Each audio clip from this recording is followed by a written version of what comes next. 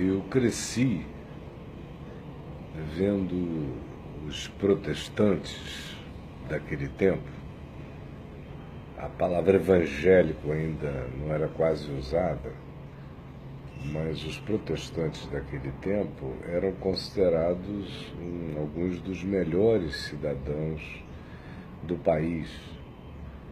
Eram conservadores, excessivamente, em questão de morais, de comportamento, eram intransigentes, mas com eles mesmos e com a família.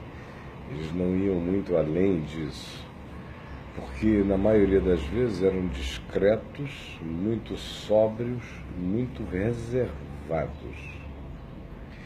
Depois veio a explosão da designação evangélica, mais ou menos coincidindo com o tempo dos movimentos de renovação espiritual e com o explosivo crescimento da Igreja Pentecostal. E aí a terminologia foi sendo usada cada vez mais, evangélicos, até que evangélicos virou um guarda-chuva sob o qual cabe tudo o que não é católico, nem é espírita, nem é afro-ameríndio, é evangélico. E já faz tempo, e não para de haver uma multiplicidade antagônica incomparável e crescente sob esse guarda-chuva. De modo que, quando eu nasci, ser evangélico significava algo. Hoje, ser evangélico significa apenas que você é esdrúxulo como Valdir Maranhão. Você pode sair com qualquer que seja a doideira, até mesmo em nome de revelação, é claro. E o Valdir Maranhão seria um ótimo capitão para designar essa população chamada abjeticamente de evangélicos. Tem uma coisa, no entanto, que não mudou nesse período todo. Os evangélicos sempre foram governistas, sempre. No tempo anterior ao golpe militar, quem quer que subisse ao poder teria que ser uma figura tratada como um reverendíssimo ministro de Deus, para o bem, não importando a maldade que fizesse. Estar naquele cargo o constituía automaticamente ministro de Deus.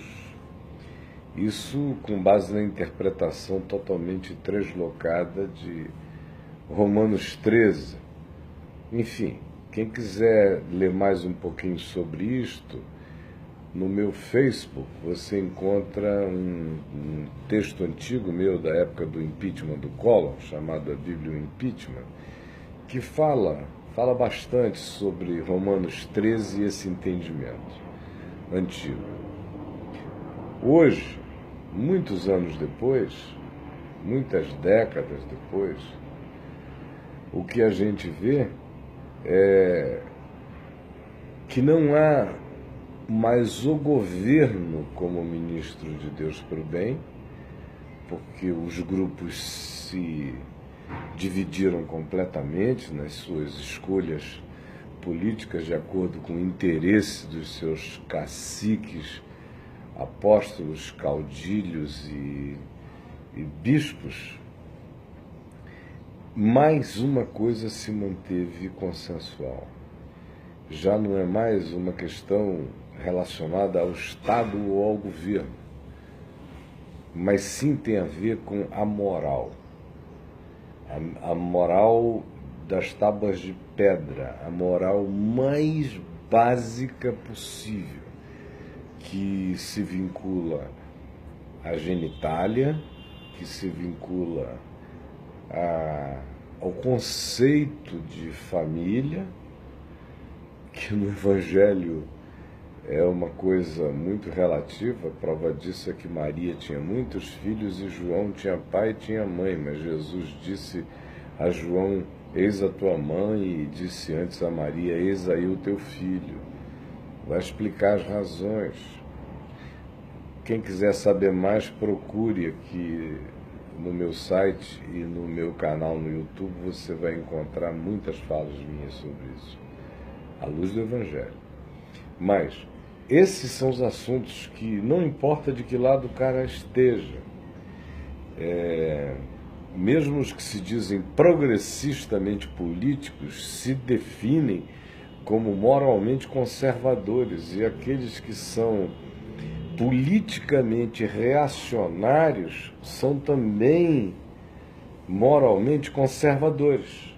Essa é a convergência. É por isso que você vê, de um lado, pessoas advogando movimentos distintos e até um tanto radicais e participando de grupos violentos, e são pessoas que confessam a fé em Jesus. E de um outro lado, você vê toda essa onda de bolsonazes cristãos se vinculando aqui, um partido cristão com essa atitude, onde a questão da genitália está presente, ideologia de gênero, tudo isso aí, mas vão muito mais longe. Ao aliarem-se esses caras, incorporam aquilo que no tempo da ditadura militar, o evangélico não queria conversar a respeito, mas não tinha nada contra. Era que algum bandido ou comunista fosse torturado